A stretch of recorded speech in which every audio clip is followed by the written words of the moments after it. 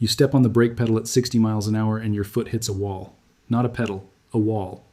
A slab of concrete bolted to the floor of your car. The pedal doesn't sink, it doesn't squish, it doesn't give you that soft, buttery glide you've had every single day for the last 8 years of owning this vehicle. It is rock hard, frozen, dead. And in that split second, with 2,000 pounds of Japanese steel hurtling toward the bumper of the minivan in front of you, your brain does the math that no driver should ever have to do. You stomp harder, you throw your entire body weight onto that pedal. The car finally, mercifully lurches to a stop with about 6 inches to spare. Your hands are shaking, your heart is in your throat. And underneath the hood, if you turn the engine off and listen, you might hear a faint, almost imperceptible hiss, like air leaking out of a tire in a quiet garage. That hiss is the sound of the most profitable scam in the modern automotive industry. That hiss, my friends, is the sound of a $1,000 invoice being printed at your local Stealership.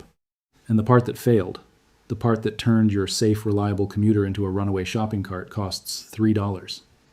3 American dollars. A piece of plastic the size of your thumb. And they are going to charge you $1,000 to replace a giant metal drum the size of a coffee can that didn't break, isn't broken, and probably won't break in the next 200,000 miles. Welcome to 2026, where the most dangerous part of owning a car isn't the road, isn't the weather, isn't even the other drivers. It's the service advisor at the desk wearing a polo shirt with a corporate logo embroidered on the chest, holding a clipboard, and quoting you a number that would cover 3 months of rent in this economy. The dealerships making billions off your safety panic want you to think hydraulic brakes are impenetrable magic. They aren't. It's basic vacuum physics and atmospheric pressure, the same science that's been around since the 1800s, the same principles that Japanese engineers have been refining since the post-war industrial miracle. But as always, I'm sharing this for educational purposes. As a historical and scientific observation of how internal combustion engines interact with atmospheric pressure to generate the assistive force that allows a small foot to stop a heavy machine. Always consult a qualified professional. But qualified, in 2026, has become a word that means whatever the Stealership wants it to mean, and qualified usually translates to a 4-figure invoice for a 10-second fix. Let's talk about the actual engineering, because the only way to stop being a victim is to understand the science the corporate service centers desperately don't want you to understand. Your brake pedal is not directly connected to a hydraulic miracle that magically multiplies your foot strength. That's the lie they let you believe. The truth is, your brake pedal pushes against a rod, and that rod pushes into a giant round metal canister bolted to the firewall of your engine bay, usually right behind the master cylinder. That round metal canister is the brake booster, and inside that booster is a flexible rubber diaphragm splitting the canister into 2 sealed chambers. One side of the diaphragm is connected, through a rubber hose, to the intake manifold of your engine. The other side, when you press the pedal, gets exposed to outside atmospheric air. Here's where the science gets beautiful. The kind of beautiful that Japanese engineers in Toyota City and Hiroshima have been perfecting since the 1960s.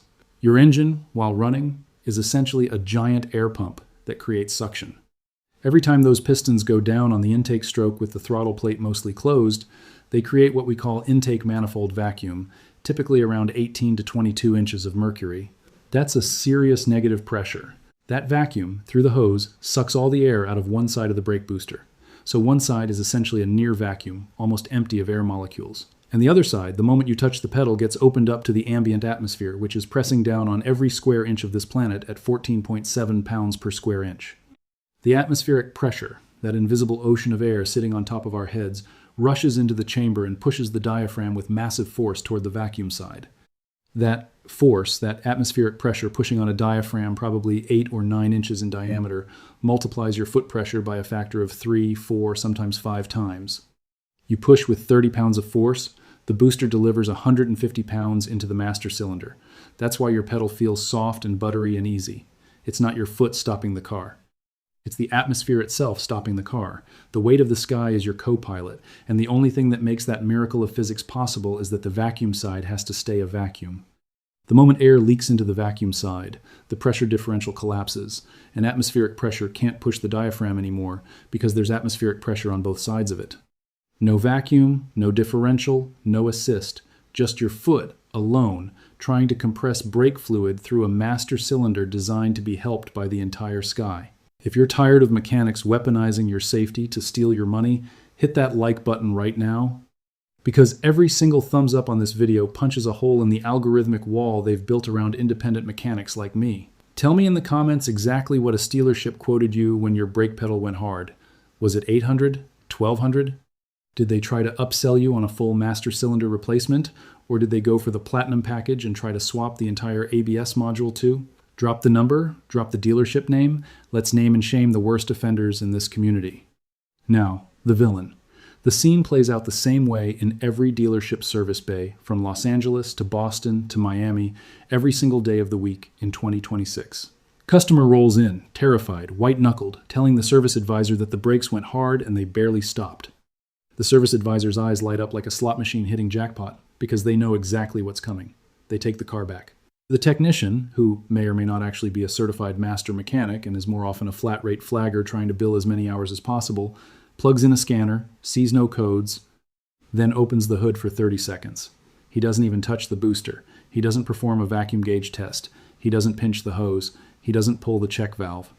He goes back to the service advisor and says the magic words: blown diaphragm, internal failure of the brake booster, vehicle is unsafe to drive. The service advisor writes up the estimate. Brake booster assembly. $450 for the part because they're going OEM only, even though you could buy the same exact part on a parts website for $150. Labor, 6 hours, because they have to remove the master cylinder, drain the brake lines, unbolt the booster from the firewall, and then reverse the whole process. At $175 an hour, which is the going rate in most major metro areas in 2026, that's over $1,000 in labor alone. Then they add brake fluid flush, they add shop supplies, they add a multi-point inspection fee, they add tax.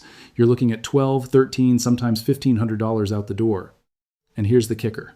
Here's the part that makes my blood boil after 20 plus years of turning wrenches. The brake booster on your Toyota, your Honda, your Subaru, your Mazda, your Nissan, that massive metal drum bolted to the firewall, that thing is built like a Sherman tank. Japanese engineers over-engineered those boosters in the 1980s and 1990s during the bubble economy, when they had unlimited budget to build cars that would last forever, and they never stopped. The internal diaphragm is made of nitrile rubber, sealed in a controlled environment, never exposed to the elements, never exposed to UV light, never exposed to engine heat directly. Those diaphragms last for the life of the vehicle. I have personally rebuilt and inspected boosters from cars with 350,000 miles on the odometer, and the diaphragm looked like it came out of the factory yesterday. They don't fail. They almost never fail. The diagnostic extortion happening at the Stealership is built on one thing and one thing only: your absolute paralyzing terror that you almost died, and your complete ignorance of what actually broke. So, what actually broke? What's the real story? Follow that big black rubber hose coming off the top of the brake booster. Trace it with your finger. It runs maybe 12, 18 inches and connects to a port on your intake manifold. And spliced somewhere along that hose, usually near the booster end, sometimes built into the booster fitting itself, is a small plastic component about the size of your thumb. Sometimes it's black, sometimes it's white, sometimes it's got a little nipple sticking out one end. That, my friends, is the vacuum check valve. The $3 part that the entire braking assist system depends on. The vacuum check valve is the simplest device in the entire engine bay. Inside that plastic housing is a tiny rubber flap, or sometimes a small spring-loaded disc that acts as a one-way door. When the engine is running and creating vacuum, the flap opens and lets air get sucked out of the booster toward the engine into the intake manifold where it gets burned away.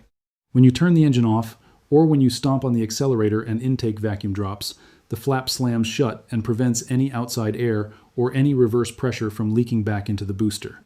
That's why, when you turn your car off at night, you can come back the next morning, press the brake pedal once before starting the engine, and still have one full power-assisted brake application.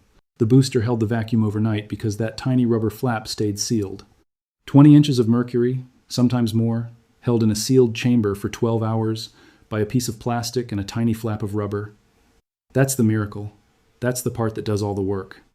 And it costs $3, maybe $5 if you're buying a name brand. The problem is that little plastic housing sits right on top of the engine, baking in heat. 200 degrees, 250 degrees, day after day, year after year, thermal cycle after thermal cycle. The plastic, which was injection molded as cheaply as possible to keep the bill of materials low, slowly becomes brittle. Microscopic cracks form. Or the rubber flap inside hardens, loses its elasticity, and stops sealing properly. Suddenly, you've got a one-way door that opens both ways. The engine still pulls vacuum on one stroke, but on the next stroke, atmospheric pressure rushes backward through the cracked valve and floods the booster with air. 20 inches of mercury? Gone in a fraction of a second. The pressure differential collapses. The atmosphere is now pushing on both sides of the diaphragm equally, which means it's pushing on neither. Your assist is dead. Your pedal goes from soft and buttery to rock-hard concrete instantly, and that faint hiss you hear under the hood, that's atmospheric air leaking through the cracked plastic into the booster and getting sucked into the intake manifold as a vacuum leak that's also probably making your engine idle rough. 2 symptoms, 1 $3 cause. Here's how a real master mechanic, the kind that learned the trade before flat rate billing destroyed the soul of the industry, fixes this. You pop the hood. You find that black rubber vacuum hose running from the intake manifold to the brake booster. You locate the check valve in line or thread it into the booster itself. You grab a pair of pliers and gently squeeze the hose clamp, or you simply pull the hose off the nipple if it's a friction fit. The valve comes out. You hold it up, you blow through it from one side, air should flow. You blow through it from the other side, air should be completely blocked, sealed, zero flow. If air passes both directions even a little, that valve is dead. You order a new one online for $3 to $7 depending on the vehicle, or you go to any parts store and grab a universal vacuum check valve. Make sure you note the direction of flow. There's usually an arrow molded into the plastic pointing from the booster side toward the intake manifold side. You push the new valve into the hose in the correct orientation. You reconnect the hose to the booster. You start the engine, let it idle for 30 seconds while the booster pulls a fresh vacuum. You press the brake pedal, and the pedal sinks softly into that buttery, atmospheric-assisted glide you remember from the day you bought the car. Total time, 10 minutes if you're slow. Total cost, $3 to $7. Total savings versus the Stealership, quote, somewhere between $900 and $1,400. The exact same fix, the exact same outcome. The exact same safety. The only difference is, who keeps the money? You or the corporate service center pushing flat rate quotas onto technicians who know better but have rent to pay? This is why I do what I do. This is why the brake repair lobby would love nothing more than to have this channel shut down, demonetized, buried in the algorithm where no one can find it. Because every single viewer who learns about the $3 vacuum check valve is $1,000 they can't extract from a scared driver. Subscribe and hit the bell before the brake repair lobby gets this channel shut down, because we are coming for every single fake repair, quote, every single panic-based upsell, every single fraudulent diagnosis happening in dealership service bays across this country in 2026. Share this video with the most mechanically clueless person in your family, the one who's terrified of opening the hood, because that's exactly the person the Stealerships target first. Before you ever agree to a brake booster replacement, check that $3 valve, pull it out, blow through it, test it. If it fails the test, replace it for the cost of a cup of coffee. If your pedal stays hard after a fresh valve, then sure, maybe you've got a deeper issue, but 90% of the time, 95% of the time, it's the valve, always the valve. Hard pedal, hissing sound, rough idle. 3 symptoms, 1 $3 fix. Don't let them sell you the sky when the sky is already free and pushing your brake pedal for you every single day. Stay sharp out